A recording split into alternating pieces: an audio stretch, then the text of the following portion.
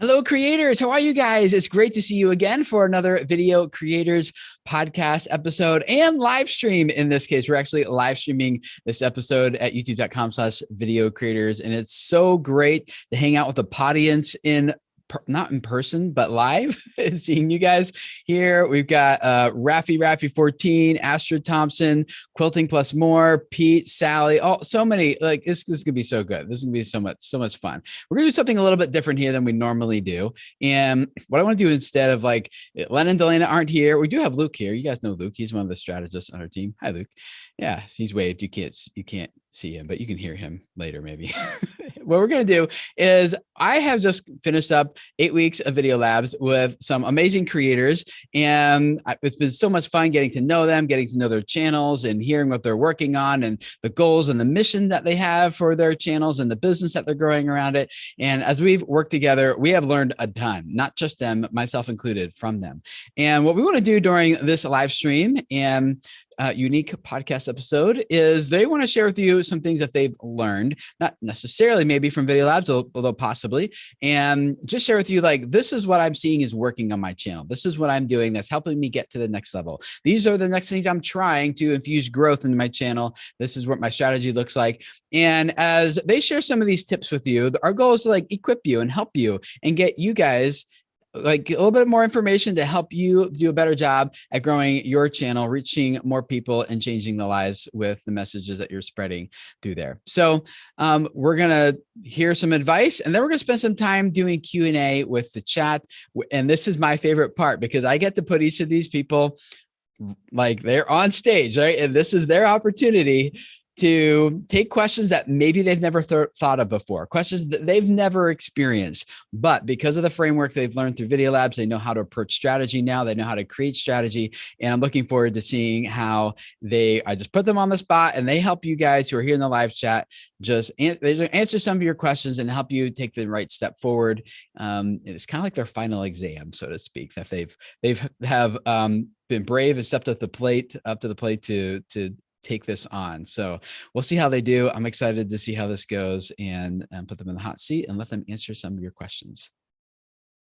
Now, for you guys who are in the chat, you guys here live, you can start putting your questions in there right now into the chat. And Luke is here. He's going to be taking your questions and he's going to be copying and pasting them out of the chat and kind of organizing them for us and putting them into a shared Google Doc that we all have in front of us. And so as we go through this, we're going to do some Q&A here first of all, but you have your questions. Oh, thanks. Relax and learn guitar. Good to have you here. He said, Video Labs was a great experience.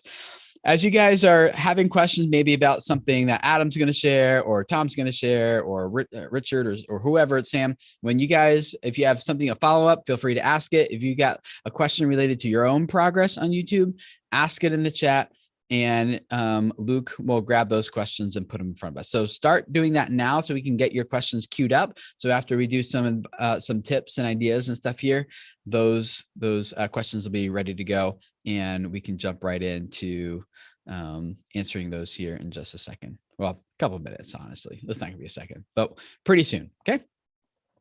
Okay, here we go. Before we dive into Q&A, I want you guys to meet these people that I've had the privilege of hanging out with for the past several weeks. We did not determine what order you guys are going to go in, so I'm just going to spring it on you. How about that?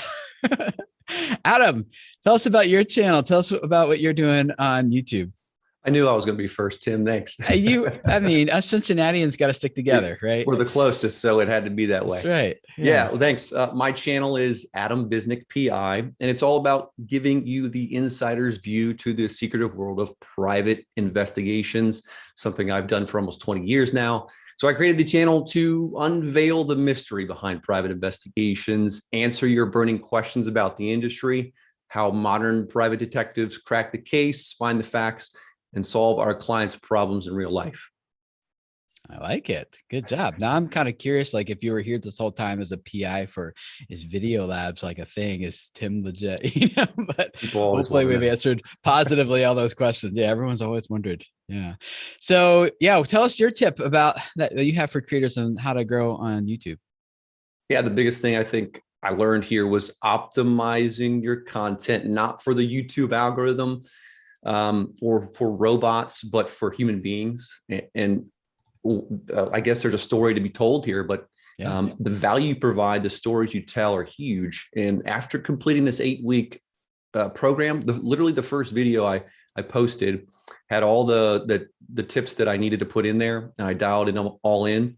Not only did they have great views, the best views I've had, audience retention, all those cool statistics we always want to know about, but I had people coming up to me a couple of days later, people I had no idea had seen the videos, and they're like, "Dude, I was crying, happy tears having watched your video." Wow.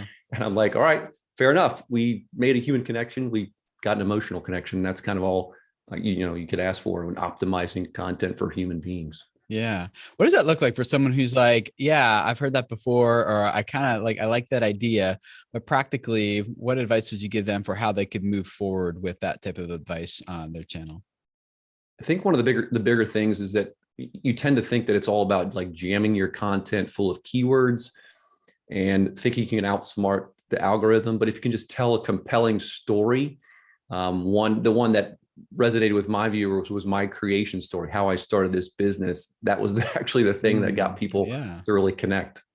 Yeah. And so when people emotionally connected with you, then you got more watch time. They felt something rather than just learning something, and that set you up to be videoed up to be more successful than the other ones. Yeah. Yeah. Like double the views I'd ever had. So it was nice.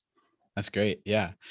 Yeah. So I think that's a theme that we talk about around here, guys, at Video Creators. I think you'll hear that a lot. Like, this is about reaching people, changing lives, and telling stories that engage them on an emotional level that impacts all the metrics around your channel. If I forgot to say this in the beginning, if you guys want to check out Adam's channel and all the other channels of these creators that are here, they're all in the show notes of this podcast episode. Or if you're here on the live stream, there's links to all their channels in the description below. So go check out Adam's channel, see what's happening behind the scenes of private eye investigations and how that whole industry works, and follow along his journey as he tells more stories. And if you want to get some feels, you want to have happy tears, apparently that's the new place to go. So yeah, go check out his channel there. Thanks, Adam. That's great. Thanks, Tim. How about Tom, New Ed Tech Classroom? Tell us about what you're doing on YouTube. Sure. I am Tom Gibson, and I am a creator at New EdTech Classroom, and we help teachers learn how to use educational technologies to do innovative work in their classroom. Ideally, when you hear of an app, or you see an app online of like that teachers are using in the classroom, we want you to be like, I know New EdTech Classroom has a tutorial on that app. So one-stop shop when it comes to educational technology for teachers. It's great. Yeah. So yeah, and you have a partner with you on this channel too, so it's not just you. You guys I'm the creative director of New EdTech Classroom, and the founder and CEO is Sam Carey, and we actually had the benefit and the pleasure of going through video labs together, and just kind of, not only us having conversations about, what's the direction of the channel from the things that we're learning, but getting outside perspectives from people that, aren't in the world of teaching, and what are the things that are clear and not clear, and ideas that maybe we would not have thought of between the two of us. Just being able to get that feedback and that input from others, which actually is part of some of the tips and the biggest things that I learned through video labs. Yeah. What would be your tip? What piece of advice do you have for creators who are trying to grow based on your experience? So much of it comes down to title, thumbnail, and hook. If you create such a great video and you spend all of your time on the video, and then right before you hit publish, you're thinking, what should I call this, or what should my thumbnail be? You're not really giving the respect or giving your video the chance to get most optimized to be seen by others. But not only coming up with a title and thumbnail and hook before you start recording, so that way you can actually speak to that title and thumbnail in those first few seconds of your video. But for me, what I learned is you can get so lost in the creative process of creating your title and your thumbnail and thinking through your hook, and you're like, oh, this is so brilliant, it's so clear, I don't know how people are not going to click on this. And then you show it to a few people and they're like, I don't really get it. There's like a lot going on your thumbnail. Like what is, like you're pointing at this thing, but it's too small. And like, what is it talking about here in the title? And it just reminded me like how important it is just to have people to bounce ideas off of, to just say like, hey, when you see this, what do you think the video is about? What do you think, who do you think this video is for? Would you want to click on this video? And we got to do that in Video Labs and in the community membership website as well, the Growth Network, the Video Labs Growth Network, or the Video Creators Growth Network. You'll have this just being able to put out every week. It's like you get feedback on your thumbnails, and you put it up there and let people be like, oh, well, this is what I like about it, and these are some ideas of what you can change to maybe make it a little bit more clear, a little bit more enticing, or to spark a little bit more curiosity, or to show a transformation that the viewer will want to go through from seeing that title and that thumbnail. So it's just so huge to actually get that feedback, be in a community, whether it's just you and one other person or you and an online community. It just makes it better. And you can't do that if you're trying to come up with your title and your thumbnail seconds before you post it. You have to do it before you get through the planning process and begin to start getting ahead so you can actually implement the advice and the suggestions that people give you. Yeah, that's great. When you think about how you guys are making your titles and thumbnails, like, I think the thing I bump into with a lot of times with creators is like, I understand the principle, but I don't know how to actually translate that to my video or to my story. And that, do you have any advice or direction to provide to that person who's like, I get it, but I don't know how to do it, you know? Yeah, I would say experiment with things, because for a long time before I actually joined New EdTech Classroom, Sam had done one type of thumbnail, and then, we started experimenting. And once I joined, be like, oh, well, they say like people resonate with faces in thumbnails and expressive faces because it can provoke some kind of, like that's what we're drawn to. And then one of the assignments for Video Labs was like, okay, see how well your thumbnails are performing that have faces in them compared to your thumbnails performing that don't have any faces with them. And then we looked at our thumbnails, like, man, the last like 40 videos have all been just like us with our faces in them. So we had like nothing to compare it to. And I think we moving forward, we started talking about like, okay, well, instead of thinking like, okay, we have to put ourselves in the thumbnail and our faces have to be in there, why don't we think what's the best thumbnail we can come up with? And maybe it's going to include our face. Maybe it's not, but let's go ahead and start trying things and seeing what's resonating with our audience, because our audience may resonate with certain types of thumbnails that another channel, it would be like the opposite effect. And so I think the hardest thing with that in implementing these strategies is knowing like this is going to look different for different channels. And the only real way you can see what's working and what's not working is to start experimenting. And so you may be tempted like me to be like, but all my thumbnails are done like this. And I want, when people go to the videos page, I want them all to look the same. And I don't want to start experimenting because then they look different. Like you need to kind of, if it's not working, you need to try something new. You need to be able to be like, okay, I'm not going to put my face in it, even though my face has been in every video, but what I've been doing hasn't been working. So I'm going to have to try something new and then and see what does work and what doesn't. Yeah, I think it's really good because a lot of creators are nervous when they're going to try something new. It's like, but what if it does worse than it normally does? And I get that because I'm like, I think it feels more comfortable just to do the thing we've always done. And to your point, well, you're going to get the same results, right? But to do something different, it might tank. It might do worse. How do I know if I'm moving the correct direction versus like actually making a big mistake and moving the opposite direction? Like, is this going to hurt me? And especially if we experiment too much, like we feel like we're going to lose momentum and things. And yeah, there's so much of this emotional side of creating that impacts a lot of the decisions that we make. But I think you're right when you say like, go to your analytics and make some data-driven choices, like create these groups in your analytics that you're referring to, ones with faces, one without faces, for example. And then like, oh, okay, when my face is in it, people click, or maybe it's just your subscribers who are clicking because they know your face, but a non-subscribed viewer is like, no, not that face, right? Like they don't know. So yeah, doing not just haphazardly trying new things and then hoping for the best, but using your analytics to try something and then know how to measure it and decide whether or not that's the right choice for your channel long term going forward. That's really good. Great. Well, thanks, Tom. If you guys want to see his channel, again, link to it down below. Go follow along on his journey as he and Sam grow this to help teachers and with tech in the classroom. Super.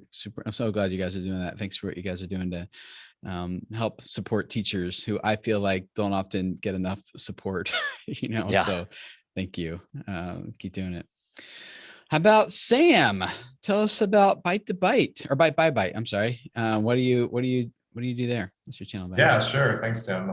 So at Bite by Bite, what we really do is we help software engineers to land their dream job. So going through the interview process for software engineering is a really involved process. It's really hard. It's really different than what you're used to doing in your day-to-day job. So we really help software engineers to get strategic with that process so that they can ultimately just take off and land that job that they're like really excited about, get to do the work that they want to do, and ultimately like build that career that they really want. Yeah, that's great. So what's your tip for creators? What are you doing to move forward and reach that new audience and continue to get your business behind it? Yeah, for sure. I mean, my tip kind of dovetails nicely with what Adam was talking about. And it's really that like telling a story and connecting with your audience is the way that you grow your channel.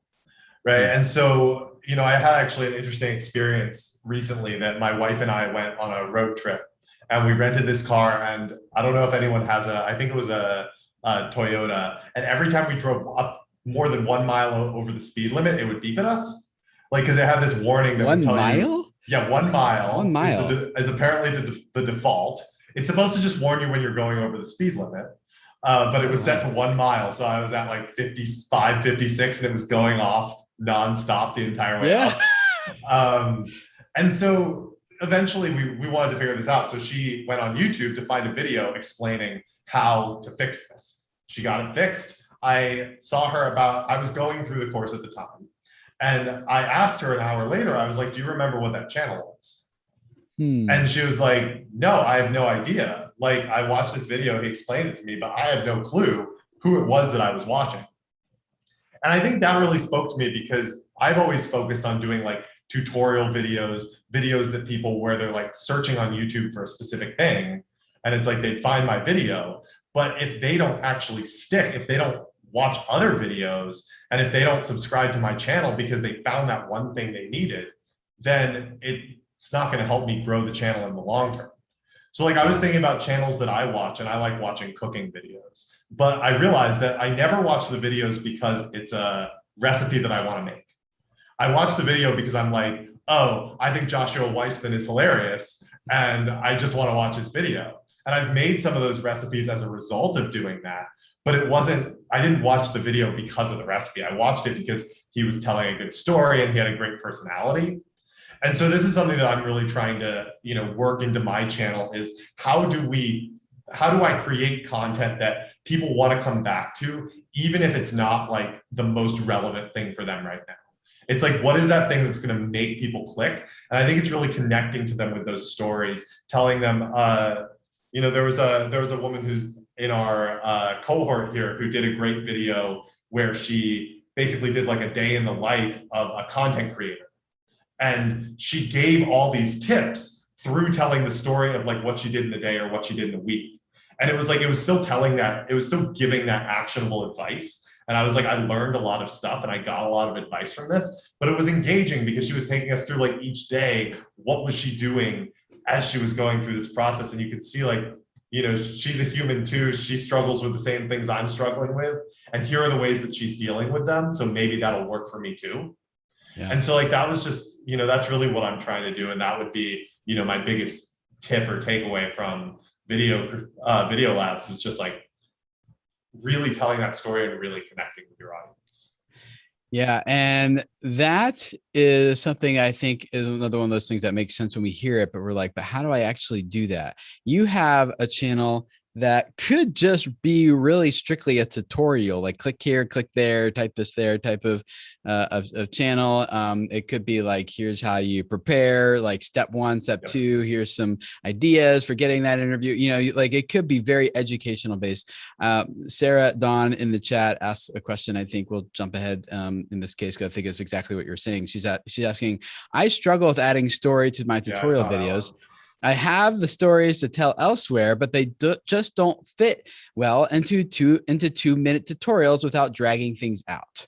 What advice would you give to Sarah Dawn? Yeah, I mean, my plan for this, and to be totally fair, I have not started implementing this yet, so this is something I'm figuring out too. But like the big thing that I'm working on is not all my videos have to be tutorial videos. Right? Like, I don't think tutorial videos are necessarily bad, especially like if it's a 2-minute tutorial video where, it's one very specific thing. But like, that's also not the thing that's getting people to come back to your channel, right? It's the thing that gets them there. And so like some of the things I'm thinking about doing, for example, are how do I do something fun that involves that advice? So like I was going to do like a pitting 2 resumes against each other. And there's like, it's almost sort of like a competition type thing where, what makes this one work versus the other one? And can you add stakes? Could you have 2 people submit resumes and do like a competition bracket where you compare 2, 2, 2, and 2, and then you like narrow it down. And through doing that, it's like, well, what made this resume good and this one not? So it's like, that's just one example of something I've been thinking about that's, I'm still structuring it kind of, but it would teach people how to create a great resume without being a tutorial on how to create a great resume.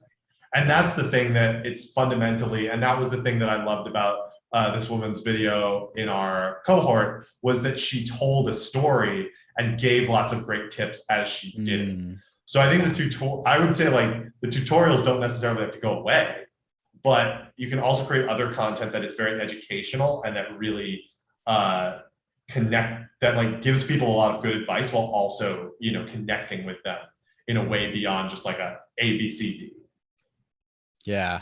And there's other ways to do this too, where like, instead of just making it a simple, like, let me tell you about a time when I blah, blah, blah, right? And dragging it out, like you said, it could just be like changing the video. The content could be the same, but instead of it being like, how to land your dream developer job, instead it would be like how I landed my dream developer job, and it's like the content's the same, but you could just start with like 1 or 2 sentences opening up as a story of a character with desire and obstacles that they're facing and something at stake, and then get into, and here's how I did it. Right. And this is what I tried. And then the transformation at the end. So, yeah. I'm seeing Sarah said that she was planning on branching out into yarn and tool reviews. And my immediate thought is like, how do you choose a yarn when you go to the store? It's like you could take someone through your process of, actually making that decision. What did I do in this situation? Yeah. Yep. Yeah. So focus on the story. And even if you guys are like, yeah, I have an educational tutorial channel. We've talked about that a lot on the podcast too, but it's sometimes it's just setting it up with a couple sentences and changing it from how to how I, or how he, or how she, or how they, or whatever the case might be, if it's a organization. And that can set you up to make a fundamentally different video with the same tutorial. It's the same educational value in it. Yeah. Cool. Well, if you guys want to check out Sam, especially if you're trying to like learn how to interview and get those jobs, get that money, go check out Sam's channel, link in the description below or in the show notes if you're on the podcast.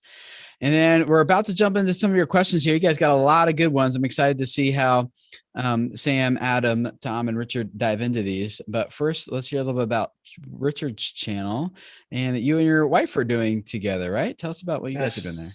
That's right, Tim. Yeah. So it's not me. I'm certainly not the face of the channel, and I don't think you'd want me to be the face of the channel. But it is my wife. I wasn't going to say anything, but no, I'm kidding. No. I know you're like holding it back. Okay, let it go, Tim. Let it go. Okay, let it all come out now. No, totally fine. You can say what you're always thinking along there, so it's okay. So yeah, it's my wife's channel. Be careful what I say out loud. It's my wife's channel. Can I speak now, Tim? Sure. Yeah, go ahead. Sorry. Thank you very much.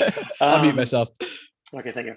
Yeah, it's my wife's channel, and her name is Margaret Martin. She's a physical therapist. She's got about almost 40 years of experience as a therapist, clinical experience.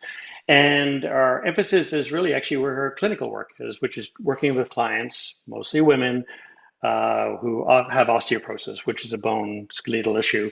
And so it's a very real issue for people. When they get diagnosed with it, it encompasses a lot of things that they need to contend with.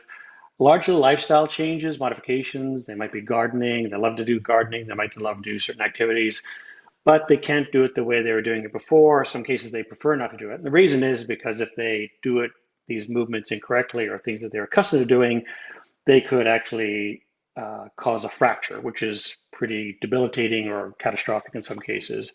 And another element of it is the appropriate exercise program to get them back and active and stay strong and move forward. So our emphasis is on making sure that these women stay strong, stay active, stay very much there, not change their lifestyle. Basically, continue to live the life you deserve to live, but but you're going to have to make some changes. So, what are those changes?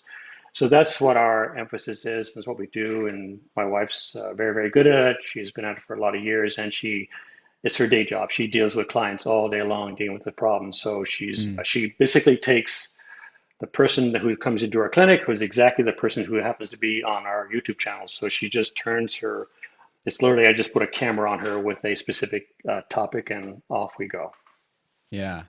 Yeah. Talk about changing lives. I know you said your goal is so that they don't have to change their life very much, but that goal in and of itself is like changing their life, That because is a lifestyle the change, absolutely. alternative would be much worse, I assume. Absolutely, So absolutely. yeah, that's I great. mean, their response, firstly, when they get the diagnosis, is often shock, fear, sense of failure that their body hasn't lived up to what they thought it would be. So, I mean, it's a very traumatic and event in their lives, and quite often they're in their 50s and 60s, so they have many years ahead of them, and they have grandchildren that they want to.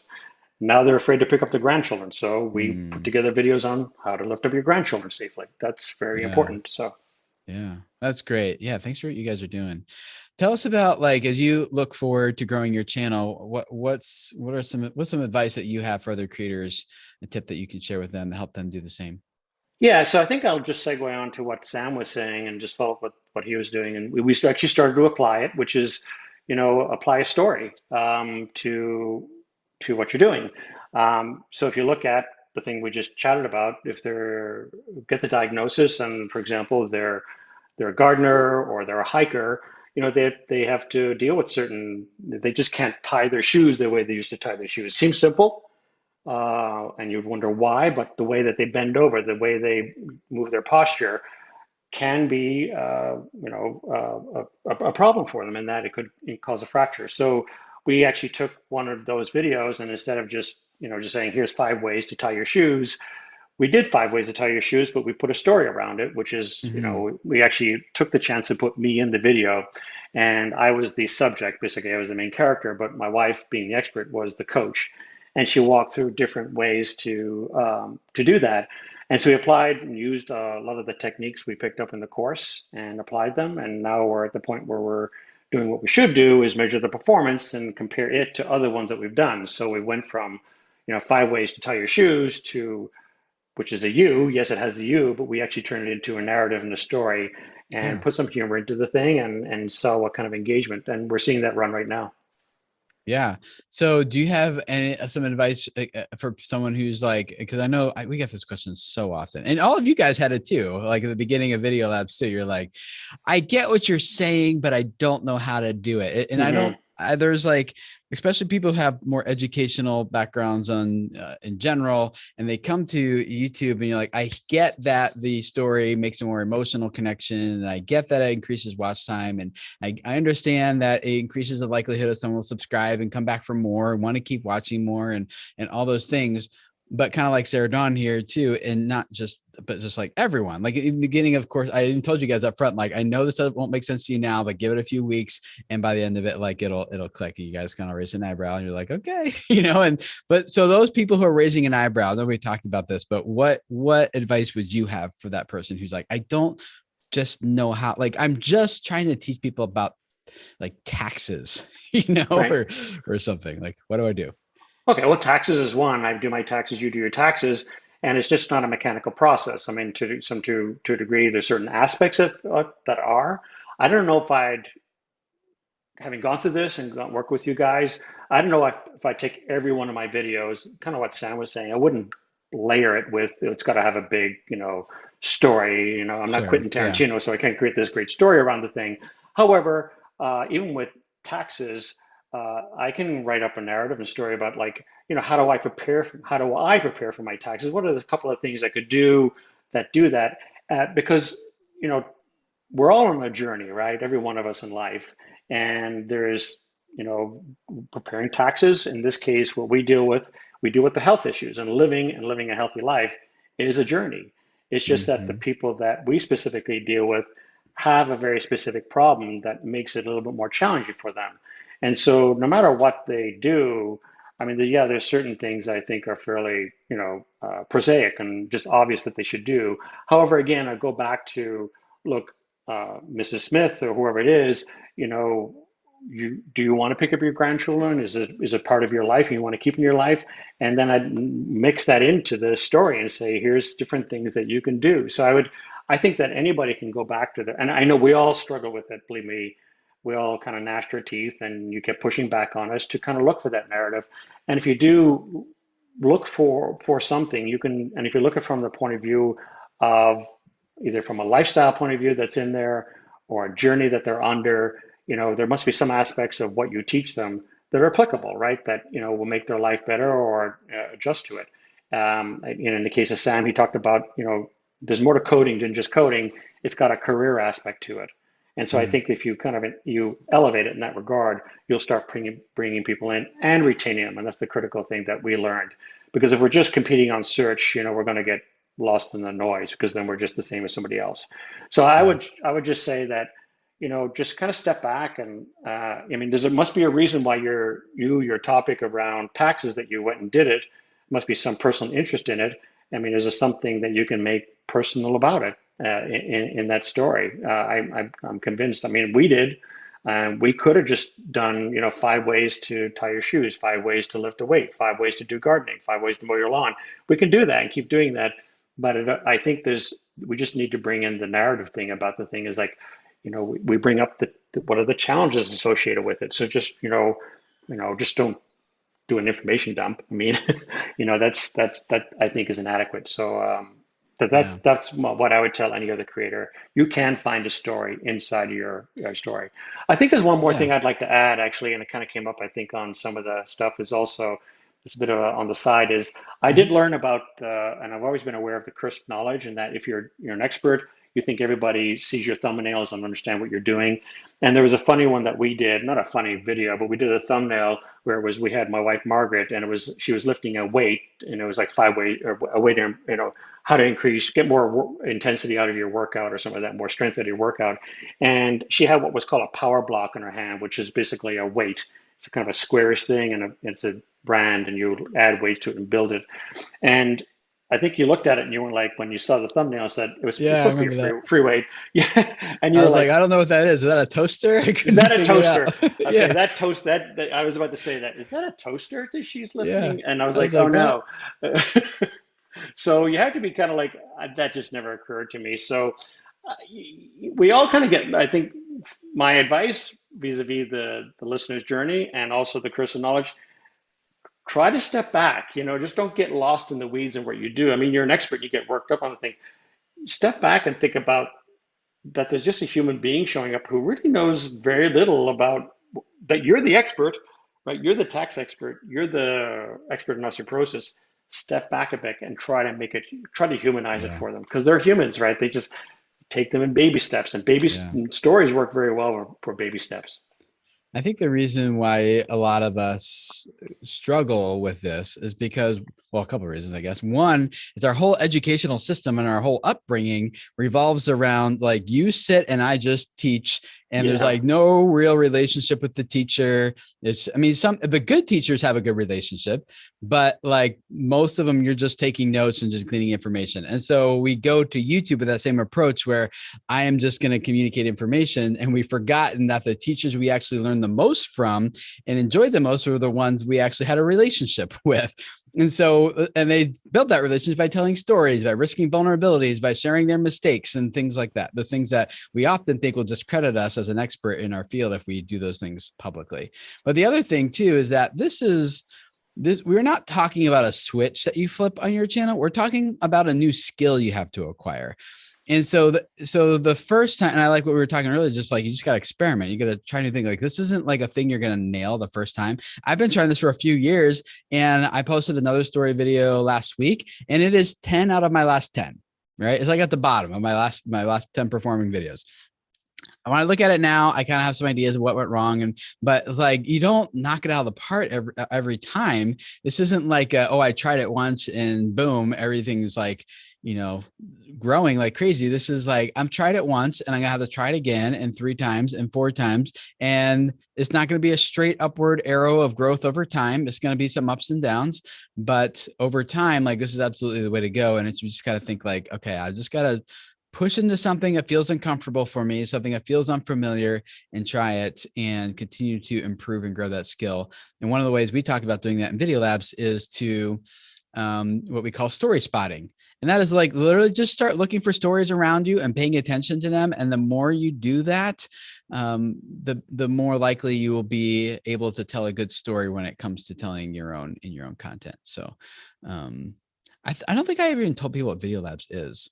How about this? Before we're going to dive into the questions next, but Video Labs, in case you're wondering, we've been hearing about it, is our 8-week program where you get to work with either me or one of the strategists on our team for 8 weeks, walking through our advanced YouTube growth platform strategy process, whatever you want to call it. Formula. It's not a formula. It's definitely a lot of work, but so our goal is to like teach you everything about how the algorithm works, how to rank and optimize for homepage, for search, for discovery, how to engage your audience by telling good stories, and also how to use your analytics and your data to find more opportunities for growth.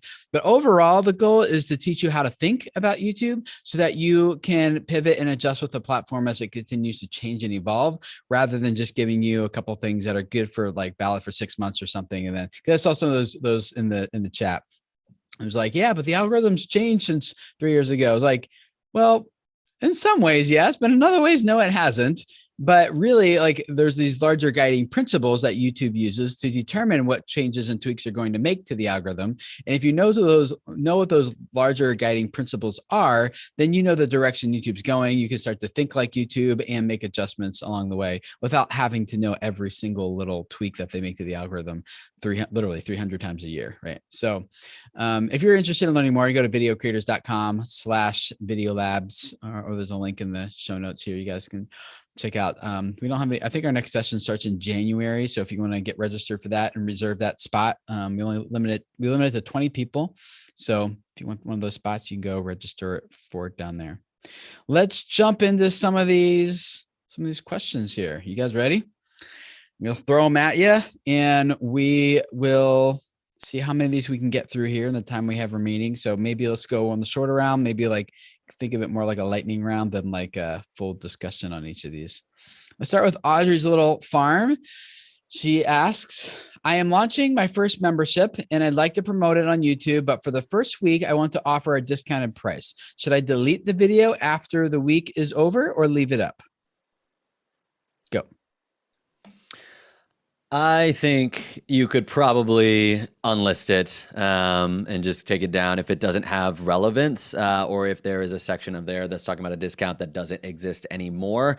Or you can even include, maybe make the video a little bit more in the style of saying at the end of it, it's like, and if you sign up before this date, then you can get an exclusive discount. So that way you can keep the video up as a way of people finding it and being like, oh, well, I didn't get the discount, but I still at least know about this. But there is something to say like, oh, I didn't get the discount and now I don't want to get it. So you could re-upload another one later on when the discount is not there. But I think if it is just a video that is only really talking about the discount, I would unlist it since it's not relevant after the date.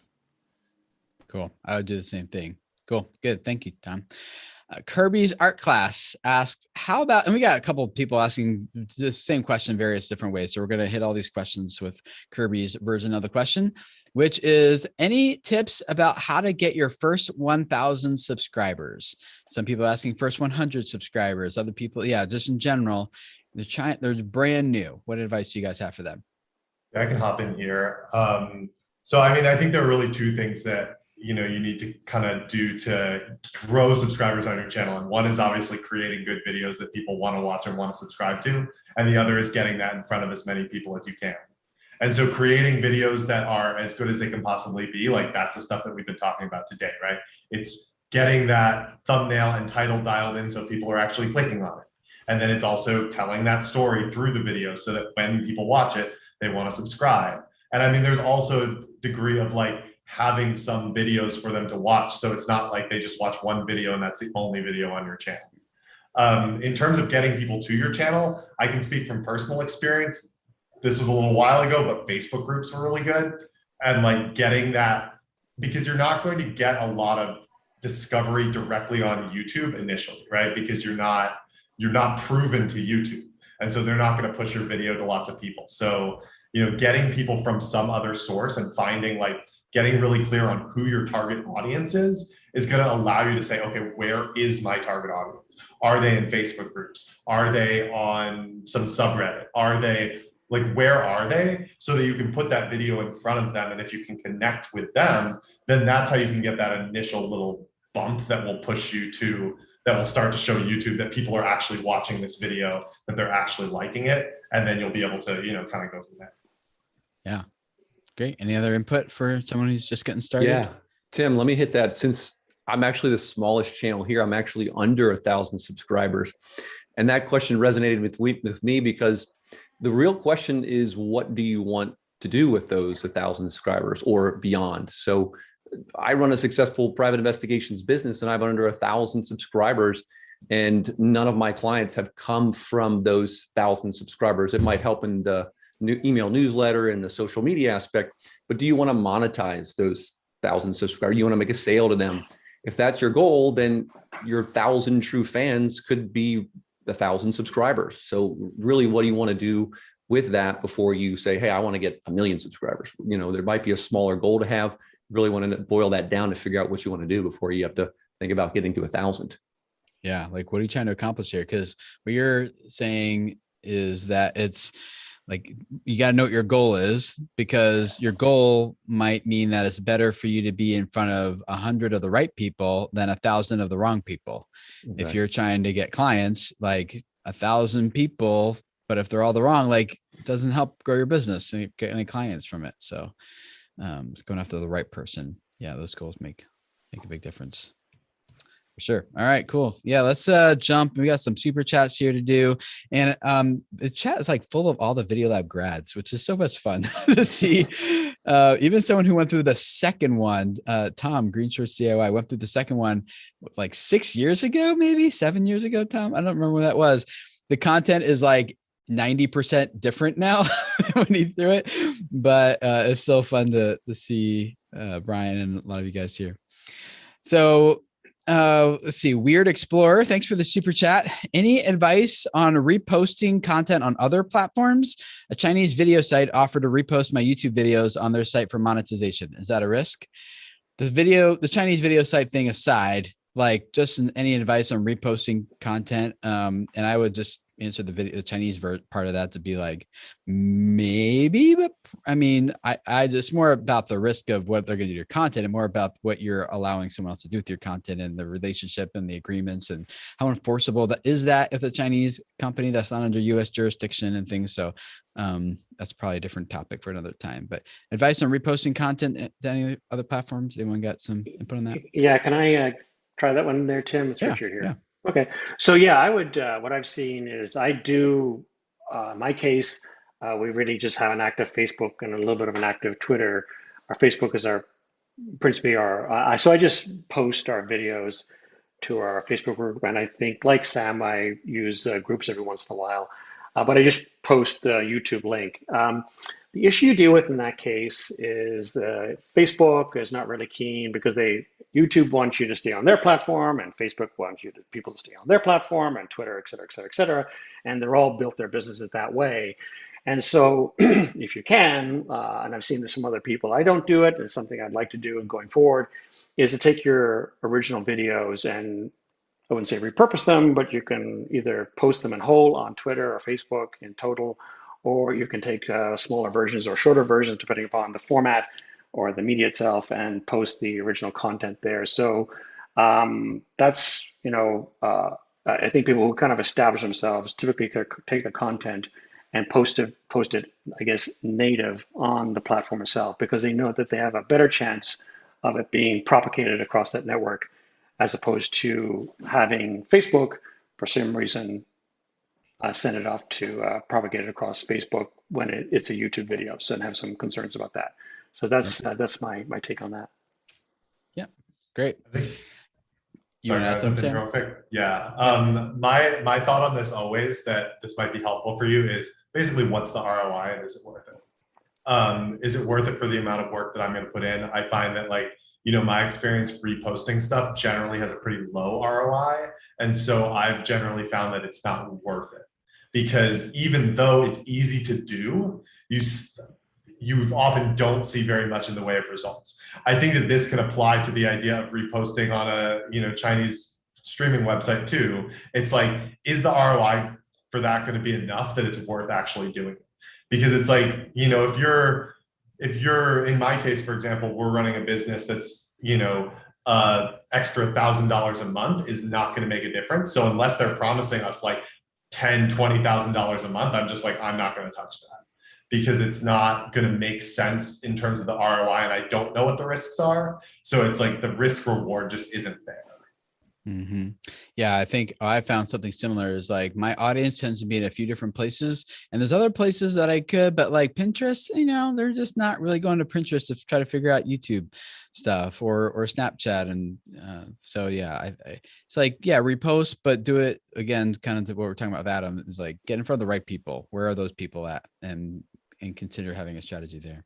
Can I add one more thing, Tim? Sorry to that one. Just yeah. one point. Yeah. So what I do actually, just as I do take our, not all of it, but a number of our video productions on YouTube, and then actually repurpose them. I get them transcribed and then edit them in text and post it on our blog and use it as a foundation for a blog, and actually take several of the videos and turn them into an overall theme. So build a super blog post and use the videos and mix them in there, and then send them out to our mail list. So I wouldn't say I repurpose it. I just actually then I embed it directly into the blog post, and that's pretty effective for us.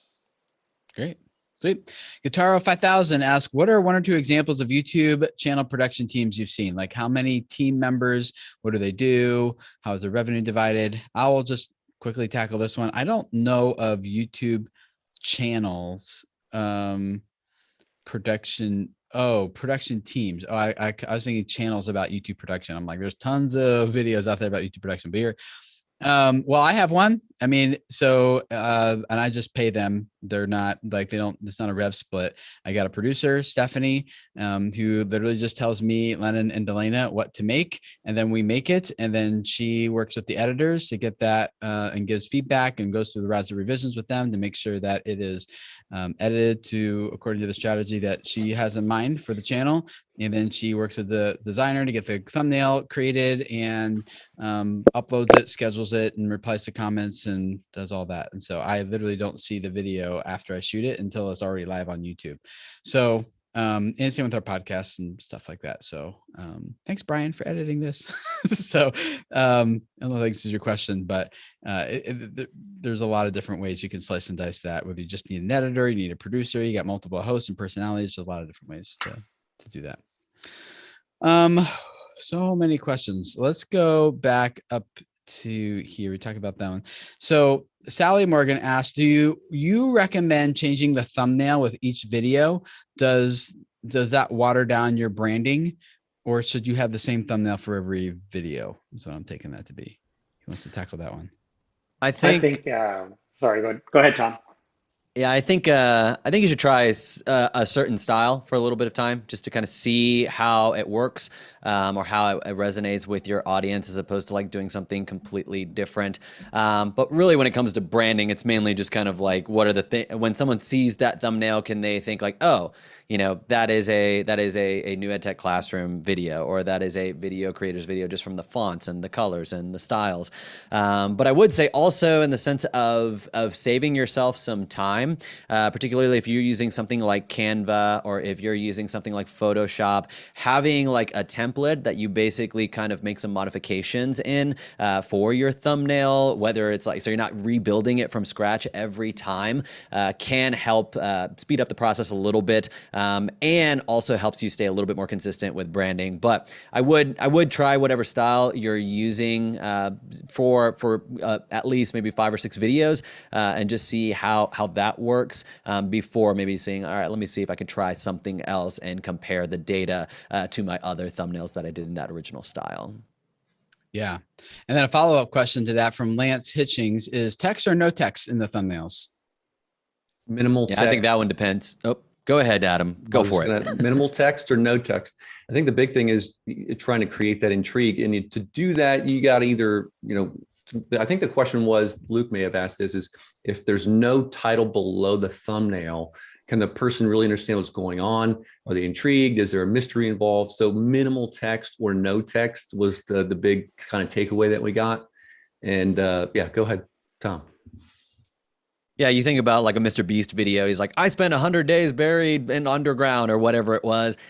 His only text on there, he's looking terrible and tired, and his text on there is like day 45, because that tells part of the story. It's like he's not even halfway done and he's already kind of like tired.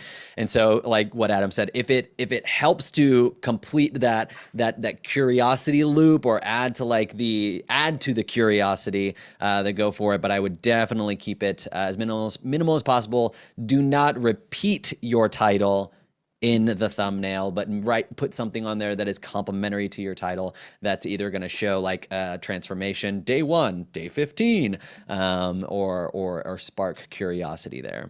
Yeah, I think a spark curiosity is the main thing, where it's like, how does it complement the title, not just like repeat the title. I've seen so many channels who just put the same thing on the thumbnails and the text, and it's like an easy thing, but it's not a good like thing for sparking curiosity or growth.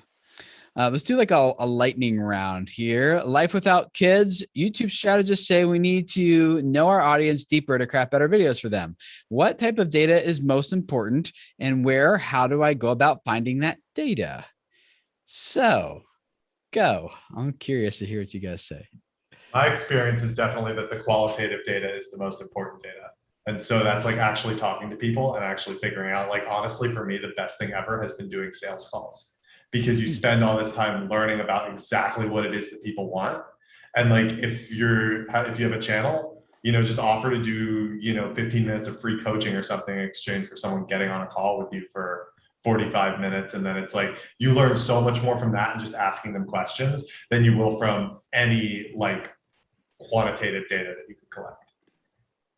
Yeah, I think I would say the same. We have an advantage that we have a clinic, so we have people coming in, so it's largely the same people. We don't have to reach out to them. I would, in terms of just the data that I would look for, is kind of find out what are the what are the things that concern them, and what are the things that they say that that what are their aspirations. So just try to get into what Sam says, the more the qualitative aspects of who they are and what interests them, what they want to do, vis-a-vis the content you can provide to them.